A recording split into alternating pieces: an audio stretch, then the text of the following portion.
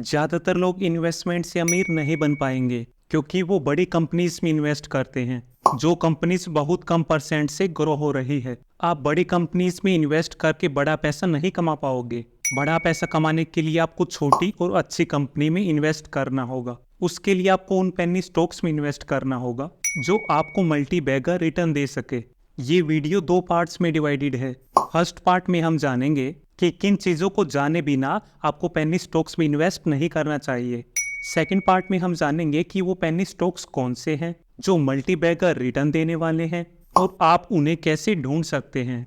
First part, penny stocks वो stocks हैं जिनका मार्केट कैप एंड जिनका शेयर प्राइस काफ़ी कम है। जनरली इनका मार्केट कैप 50 या 100 करोड़ से कम होता है और जनरली इनका प्राइस 50 रुपये से कम होता है। ये एक मिसकंसेप्शन है कि जिन कंपनीज का प्राइस कम है वो पेनी स्टॉक्स है, लेकिन आपको पता होना चाहिए कि सिर्फ प्राइस से एक स्टॉक पेनी स्टॉक नहीं हो जाता है। एक स्टॉक पेनी स्टॉक होता है मार्केट कैपिटलाइजेशन से।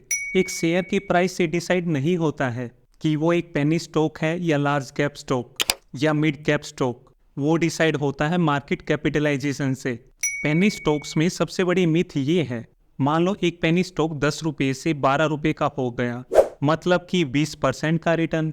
वही दूसरी तरफ एक बड़ी कंपनी का शेयर प्राइस 1000 रुपये है। उस शेयर को अगर 20% का रिटर्न देना है तो उस शेयर को 1200 रुपये का होना होगा। पहले वाले शेयर को 2 रुपये बढ़ना है, दूसरे वाले शेयर को 200 रुपये बढ़ना है। तो हमें लगता है कि 2 रुपये बढ़ना आसान है, पर ये सबसे बड़ी मिथ है। परसेंटेज में तो दोनों सेम ही है। आप नंबर या अमाउंट ना देखो, आप परसेंटेज देखो। 20% ग्रो करना उन दोनों कंपनियों के लिए उतना ही मुश्किल है। ये एक मिसकंसेप्शन है कि सस्ती कंपनी का शेयर प्राइस कम होने से हम उसके ज़्यादा नंबर ऑफ शेयर्स खरीद सकते हैं और ज़्यादा शेयर्स का मतलब है ज़्यादा प्रॉफिट। लेकिन ऐसा बिल्कुल भी नहीं है। अगर आपके पास 1000 रुपये है तो चाहे आप 10 रुपये के शेयर प्राइस वाली कंपनी के 100 शेयर्स खरीदो या 1000 रुपये के शेयर प्राइस वाली कंपनी का एक शेयर खरीदो, अगर दोनों ही कंपनी 10% ग्रो होती है तो आपको सेम ही प्रॉफिट होगा। ऐसा नहीं है कि सस्ती कंपनी के शेयर्स ज़्यादा होने के कारण आपको प्रॉफिट ज़्यादा होगा। ये कंपनी अच्छी है या खराब, ये कंपनी के फंडामेंटल्स उसके बिजनेस पर डिपेंड करते हैं, ना कि उसके शेयर प्राइस पर। हमें कंपनी का सिर्फ शेयर प्राइस देखकर उसमें इन्वेस्ट नहीं करना चाहिए। ये एक मिसकंसेप्शन है कि पेनी स्टॉक्स पैसा कमाने का एक शॉर्टकट है, क्योंकि आपको ये पता होना चाहिए कि ज़्यादातर पेनी स्टॉक्स नेगेटिव रिटर्न देते हैं। लेकिन हाँ, कुछ penny stocks multi bagger return भी देते हैं, लेकिन उनकी संख्या बहुत ही कम है। पेनी स्टॉक एक लॉटरी टिकट की तरह है। अगर आपने सही पेनी स्टॉक सेलेक्ट किया तो आप बहुत ही ज़्यादा पैसा कमा सकते हैं। पेनी स्टॉक्स में लिक्विडिटी कम होती है। हो सकता है कि आप उस पेनी स्टॉक को बेचना चाहो और आप बेच ना पाओ, या फिर आपको उसका कम प्राइस मिले। शुरू में इन्वेस्टर्स ये गलती करते हैं कि वो सिर्फ पेनी स्टॉक्स के पीछे भागते हैं। आपको ये पता होना चाहिए कि वो काफ़ी रिस्की होते हैं। 1% से भी कम पेनी स्टॉक्स ही बहुत ज़्यादा अच्छा परफॉर्म कर पाते हैं। जितना ज़्यादा रिटर्न उतना ही ज़्यादा रिस्क। पेनी स्टॉक में रिटर्न इसलिए ज़्यादा होता है क्योंकि उनमें रिस्क भी ज़्यादा होता है। एक शेयर के प्राइस से हम ये डिसाइड नहीं कर सकते हैं कि वो शेयर सस्ता है या महंगा। एक शेयर 100 रुपये का होकर भी सस्ता हो सकता है, एक शेयर 10 रुपये का होकर भी महंगा हो सकता है। एक शेयर सस्ता है या महंगा, ये हमें उस कंपनी का फंडामेंटल्स एंड फाइनेंशियल एनालिसिस करने के बाद ही पता चलेगा।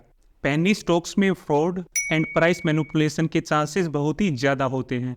पेनी स्टॉक्स का लो प्राइस इन्वेस्टर्स को अपनी ओर खींचता है। कुछ अच्छे penny stocks multi bagger return भी देते हैं जो आपके पैसे को 10 गुना, 50 गुना, 100 गुना भी कर देते हैं। सो आप अपने पोर्टफोलियो का एक छोटा सा हिस्सा पेनी स्टॉक्स में इन्वेस्ट कर सकते हैं। इससे आपका ओवरऑल रिटर्न ज़्यादा हो जाएगा, क्योंकि अच्छे पेनी स्टॉक्स का return mid cap, large cap companies के रिटर्न से ज़्यादा होता है। पेनी स्टॉक्स में पंप एंड डंप भी होता है। कंपनी एंड स्कैमर्स पहले तो पेनी स्टॉक्स को खरीदते हैं, फिर जब उस कंपनी का प्राइस ऊपर जाने लगता है तो रिटेल इन्वेस्टर्स भी उसे खरीदने लगते हैं। फिर स्कैमर्स उससे एग्जिट कर देते हैं, जिससे आम इन्वेस्टर का लॉस हो जाता है। लोग ये सोचते हैं कि शेयर प्राइस जितना ज़्यादा वो कंपनी उतनी ही ज़्यादा बड़ी है, एक कंपनी का शेयर प्राइस जितना कम वो कंपनी उतनी ही छोटी है। लेकिन ऐसा नहीं है। कंपनी के शेयर प्राइस का उसके साइज के साथ कोई लेना देना नहीं है। ये एक मिसकंसेप्शन है कि बड़ी कंपनीज काफी ऊपर जा चुकी है, अब वो और ग्रो नहीं होगी। आपको ये पता होना चाहिए कि क्वालिटी कंपनी हमेशा अच्छा करती है, लेकिन हाँ, जब एक कंपनी छोटी होती है और वो जब अच्छा परफॉर्म करती है तो वो बड़ी कंपनी से ज़्यादा रिटर्न दे सकती है। कुछ पेनी स्टॉक्स की मूवमेंट तो सिर्फ इनसाइडर ट्रेडिंग या उस कंपनी के मालिक के द्वारा पंप एंड डंप के कारण ही होती है। आपको अपने पोर्टफोलियो का एक छोटा सा हिस्सा ही पेनी स्टॉक्स में इन्वेस्ट करना चाहिए। आपको अपना सारा पैसा पेनी स्टॉक्स में इन्वेस्ट नहीं करना चाहिए। पेनी स्टॉक्स में मैनिपुलेशन की संभावना ज़्यादा होती है। पेनी स्टॉक्स हाईली वोलेटाइल होते हैं। अगर न्यूज़ में आपको कोई पेनी स्टॉक रिकमेंड किया जा रहा है या अगर सोशल मीडिया पर आपको कोई पेनी स्टॉक खरीदने के लिए बोला जा रहा है तो उन कंपनीज को प्रमोट करने के लिए उन लोगों को पैसा मिलता है। सो आपको उन कंपनीज में इन्वेस्ट नहीं करना चाहिए। वो कंपनीज अच्छी है इसलिए उन्हें प्रमोट नहीं किया जा रहा है, उन्हें पैसा मिलता है इसलिए वो उन कंपनीज को प्रमोट करते हैं। पेनी स्टॉक्स को एडवर्टीजमेंट के थ्रू प्रमोट किया जाता है, उन्हें अच्छा दिखाया जाता है। फिर जब नॉर्मल इन्वेस्टर्स उसमें इन्वेस्ट कर देते हैं तो प्रमोटर्स उन पेनी स्टॉक्स को डंप कर देते हैं और अपना सारा पैसा निकाल लेते हैं, जिससे नॉर्मल इन्वेस्टर्स का लॉस हो जाता है। ज्यादातर पेनी स्टॉक्स प्रमोटर या लोगों के एक ग्रुप द्वारा कंट्रोल किए जाते हैं जिनके पास उस पेनी स्टॉक की मेजॉरिटी होल्डिंग होती है। पेनी स्टॉक्स में इन्वेस्टमेंट करने से पहले आपको ये पता होना चाहिए कि अगर हमारी कैपिटल पर 50% का लॉस होता है तो उस 50% के लॉस को रिकवर करने के लिए आपको 100% का रिटर्न जनरेट करना होगा। पैसा लूज करना बहुत आसान है लेकिन पैसा ग्रो करना बहुत ही डिफिकल्ट। पेनी स्टॉक्स आपके पैसे को तेजी से ग्रो जरूर कर देता है लेकिन उसमें रिस्क भी उतना ही ज्यादा होता है। आप ऐसे पेनी स्टॉक से दूर रहो जो काफी टाइम से लॉस में चल रहे हैं। पेनी स्टॉक्स में इन्वेस्टमेंट एक तरह से स्टार्टअप में इन्वेस्टमेंट करने जैसा है। वो एक high risk high reward game है। आप अगर रिस्क ले सकते हैं तो आप पेनी स्टॉक्स में इन्वेस्ट कर सकते हैं। अगर आप पेनी स्टॉक से कम रिस्क लेना चाहते हैं तो आप mid cap and small cap companies में इन्वेस्ट करो, वहां भी आपको मल्टी बैगर रिटर्न मिल सकता है और वहां रिस्क पेनी स्टॉक्स की तुलना में कम होता है। आप पेनी स्टॉक में वही पैसा लगाओ जिस पैसे पर आप बहुत ज्यादा रिस्क ले सकते हैं, जिस पैसे को आप लूज करने के लिए रेडी हैं। आप किसी कंपनी में पैसा लगाओ तो आपको पता होना चाहिए कि आपने किस रीजन से उस कंपनी में पैसा इन्वेस्ट किया है। आपको रैंडमली इन्वेस्टमेंट नहीं करना है। आप अगर ग्रोइंग सेक्टर ग्रोइंग इंडस्ट्री के अच्छे पेनी स्टॉक्स में इन्वेस्ट करते हैं तो आपके ज़्यादा प्रॉफिट कमाने के चांसेस बहुत ज़्यादा हो जाएंगे। आप अपनी रिसर्च के बेसिस पर पेनी स्टॉक्स में इन्वेस्टमेंट करो, ना कि किसी टिप्स या न्यूज़ के बेसिस पर। टॉप कंपनीज लाइक रिलायंस या टाटा, उनकी वो कंपनी जो स्मॉल कैप या पेनी स्टॉक कैटेगरी में आती है, उनमें से अच्छी कंपनीज में भी इन्वेस्ट कर सकते हो क्योंकि उन कंपनीज में रिस्क बाकी पेनी स्टॉक्स कंपनीज के रिस्क से कम होता है। आप जिस भी कंपनी में इन्वेस्टमेंट करो उस कंपनी से रिलेटेड न्यूज़ को लेकर आप अपडेटेड रहो। आपको अपना सारा पैसा पेनी स्टॉक में नहीं लगाना चाहिए, कुछ पैसा मिड कैप या स्मॉल कैप कंपनीज में भी लगाना चाहिए। आप ऐसी कंपनीज में इन्वेस्टमेंट करो जिसके पास कोई एडवांटेज या यूएसपी या मोट है। आप ज़्यादा अच्छे इन्वेस्टमेंट डिसीजन लेने के लिए अपने फाइनेंशियल एडवाइजर की हेल्प ले सकते हैं। पेनी स्टॉक्स में लिक्विडिटी ज़्यादा नहीं होती है। हो सकता है कि पेनी स्टॉक से जब आप पैसा निकालना चाहो तब आप उन शेयर्स को ना बेच पाओ या उन शेयर्स को आप सही प्राइस पे ना बेच पाओ। इस वीडियो का सेकंड पार्ट, शेयर मार्केट में 5000 से भी ज़्यादा कंपनीज है, सो आप पेनी स्टॉक सेलेक्ट करने के लिए स्क्रीनर का यूज़ करो। स्क्रीनर यूज़ करके आप उन 5000 कंपनीज में से अच्छी कंपनीज फिल्टर कर सकते हैं। आप पेनी स्टॉक सेलेक्ट करते टाइम स्क्रीनर में ये फिल्टर्स लगाओ। प्राइस 100 रुपये से कम होना चाहिए, मार्केट कैपिटलाइजेशन 100 से 5000 करोड़ के बीच होनी चाहिए, प्रमोटर स्टेक्स मिनिमम 25% होना चाहिए और प्रमोटर के पास जितने भी शेयर्स हैं उसके 5% से ज़्यादा उन्होंने प्लेस या लोन नहीं लिया होना चाहिए। रिटर्न ऑन इक्विटी मिनिमम 15% होना चाहिए। Return on capital employed minimum 15% होना चाहिए। रिटर्न ऑन कैपिटल एम्प्लॉयड का मतलब है कि उस कंपनी ने जितना भी कैपिटल एम्प्लॉयड कर रखा है इक्विटी प्लस डेट को मिलाकर उस पर 15% से ज़्यादा रिटर्न आना चाहिए।